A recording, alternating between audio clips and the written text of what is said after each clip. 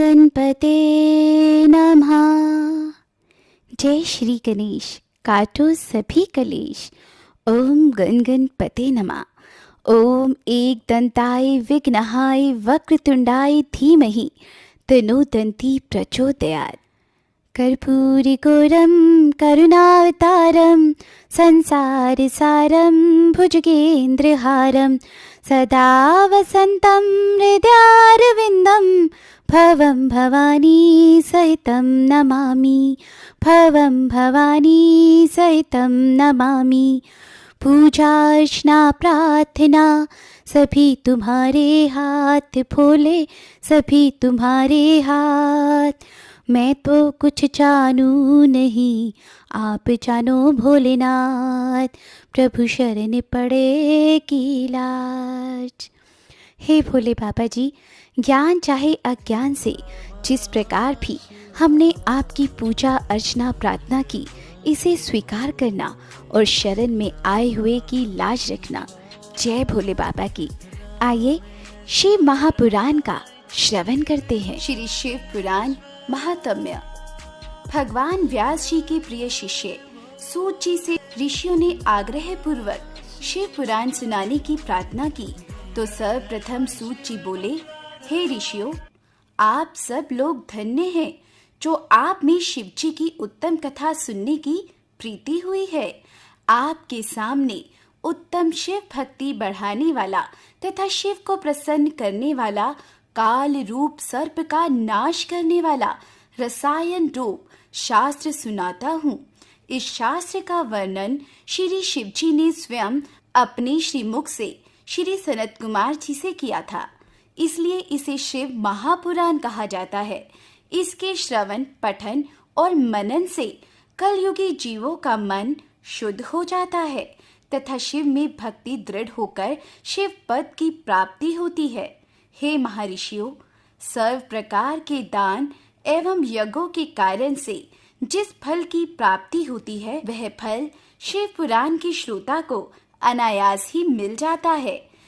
इस ग्रंथ की 7 संहिताएं हैं। संहिताएं इस प्रकार हैं: विदेश्वर संहिता, रुद्र संहिता, शतरुद्री, कोटि रुद्री उमा संहिता, कैलाश संहिता तथा 7वीं वायु संहिता वाला ये शिव पुराण महान तथा दिव्य है, सर्वपरि ब्रह्म तुल्य है तथा शुभ गति देने वाला है। आत्मवेदा पुरुष को इस पुराण का सदा सेवन करना चाहिए। पापी देवराज की मुक्ति की कथा। सूत जी बोले, हे श्रेष्ठ मुनियों, जो दुराचारी, पापी, कामी एवं दुष्ट जन हो, वे भी इस कथा के द्वारा शुद्ध हो जाते हैं। लालची, मिथ्याभाषी, माता पिता को दुख देने वाला, दंभी, पाखंडी, हिंसक, पति द्वेषी, कुरात्मा, निर्दयी पुरुष भी कलियुग में इसके द्वारा पवित्र हो जाते हैं। इस प्रसंग में एक प्राचीन इतिहास आपको सुनाता हूँ, जिसके श्रवण करने पर सभी पापों का नाश होता है। किरात नगर में एक दरिद्री और दुराचारी ब्राह्मण रहता था, जो धर्म एवं देवों से विमुख था। संध्या वंदन तो क्या, वह स्नान तक भी नहीं करता था। उसने अधर्म के द्वारा बहुत सा धन इकट्ठा किया। एक बार एक तालाब पर स्नान करने गया। वहां एक शोभावती नाम की वेश्या भी आई थी। वह उसे देखकर व्याकुल हो गया। वह वेश्या भी एक धनी पुरुष को अपनी ओर आकर्षित देखकर परम प्रसन्न हुई।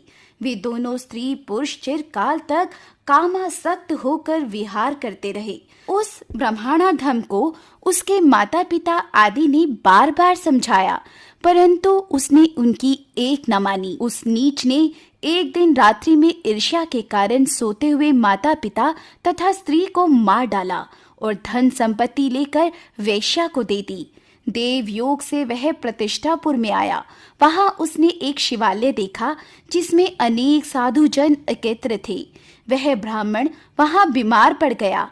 इसी अवस्था में उसने एक ब्राह्मण के मुख से शिवजी की परम पवित्र कथा सुनी। 1 मास के अनंतर वह देवराज नामक ब्राह्मण मर गया। यमदूत उसे पकड़कर यमपुरी ले गए। उसी समय शिवलोक से शिवजी के दूत त्रिशूल लिए, भस्म लगाए, रुद्राक्ष धारण किए उसे लेने यमलोक में पहुंच गए और यमदूतों से देवराज को छुड़ा लिया। फिर उसे दिव्य विमान में चढ़ाकर कैलाश पर ले जाने लगे। उस समय यमपुरी में भारी कोलाहल हुआ। उसे सुनकर स्वयं यमराज वहां आए और साक्षात शिव के समान उनके 4 दूतों को देखकर उनकी यथाविधि पूजा की। धर्मराज ज्ञान के द्वारा सब कुछ जान गए थे। दूतों ने ब्राह्मण को ले जाकर दया के सागर शिव को अर्पित कर दिया। हे मुनि, शिव की ये कथा परम पावनी है, जिसके श्रवण मात्र से महापापी ब्राह्मण भी मुक्त हो गया। अतः शिव पुराण की कथा को विधि पूर्वक सुनने से तो अमर फल की प्राप्ति होती है। आइए सुनते हैं चंचुला की कथा। समुद्र के तट पर स्थित देशों के अंतर्गत वाशकाल नामक एक ग्राम के निवासी स्त्री पुरुष दुष्ट प्रकृति और पाप बुद्धि के थे। पुरुष पशुव्रती के और स्त्रियां व्याभिचारिणी थी। उस ग्राम में बिंदुक नामक एक ब्राह्मण भी रहता था। उसने अपनी कामातुरतावश अत्यंत रूपवती भार्या के होते हुए भी एक सुंदरी वेश्या को अपना रखा था। वेश्या में आसक्त वह ब्राह्मण अपनी पत्नी से धीरे धीरे विमुख होता गया। कुछ समय तक तो ब्राह्मण की पत्नी चंचुला काम के वेग को सहन करती रही, परंतु उस युवती के लिए सदा के लिए अपनी इंद्रियों पर नियंत्रण रखना संभव ना हुआ। फलत वह एक जार से रति करने लगी।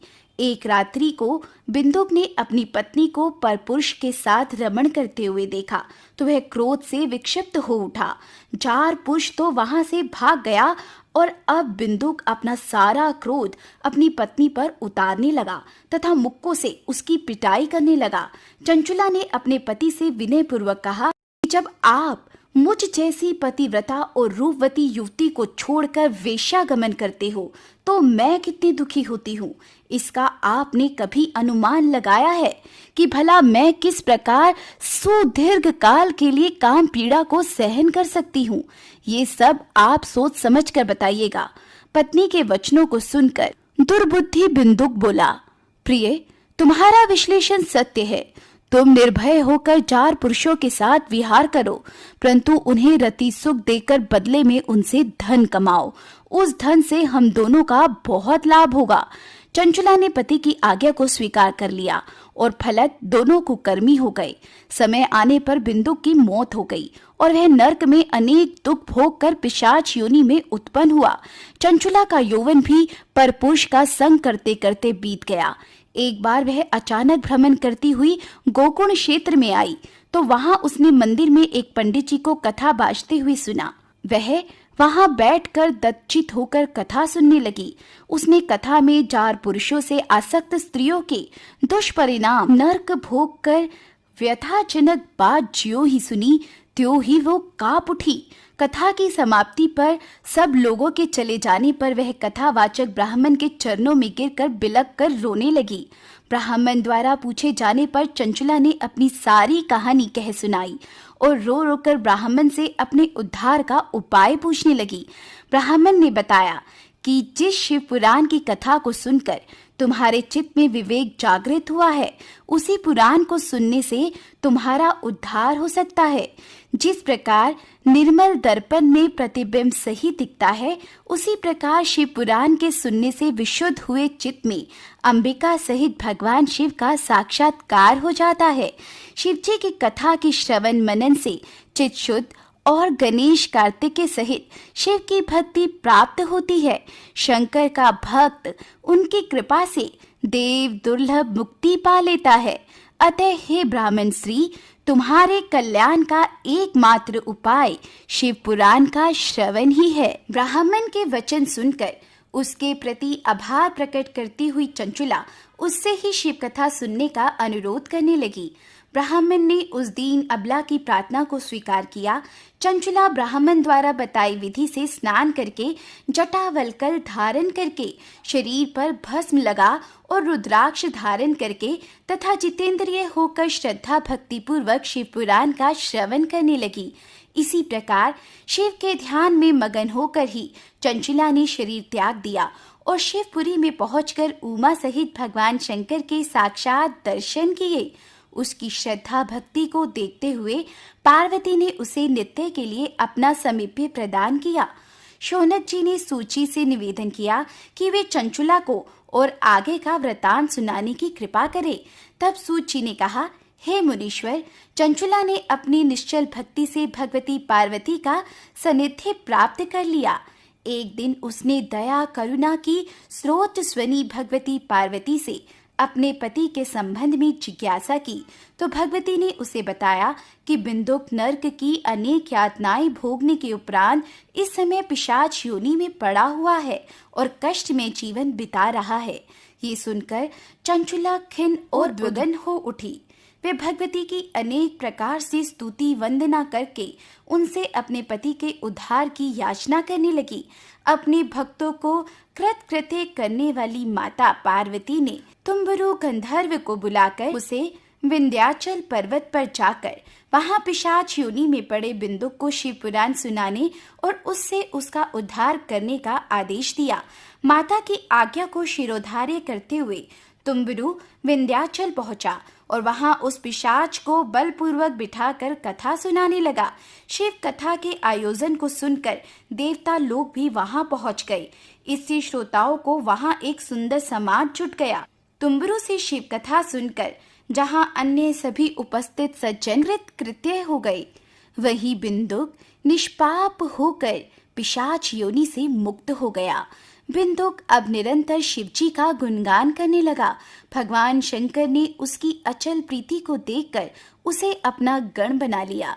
सूत जी बोले, हे शौनक महाराज, इस प्रकार इस शिव पुराण की कथा बड़े से बड़े पापियों का उद्धार करके उन्हें सद्गति प्रदान करने वाली है। इस प्रकार शिव पुराण का विधि पूर्वक श्रवण निसंदेह यह लौकिक सुख और परलौकिक कल्याण को देने वाला है। ओम नमः शिवाय। संपूर्ण शिव महापुराण सुनने के लिए हमारे चैनल दिव्य दृष्टि एक अद्भुत सोच को सब्सक्राइब कीजिए और बेल आइकन को प्रेस कीजिए ताकि हमारे हर एक न्यू वीडियो का अपडेट आप तक पहुंच सके और आप महाशिव पुराण का आनंद उठा सके।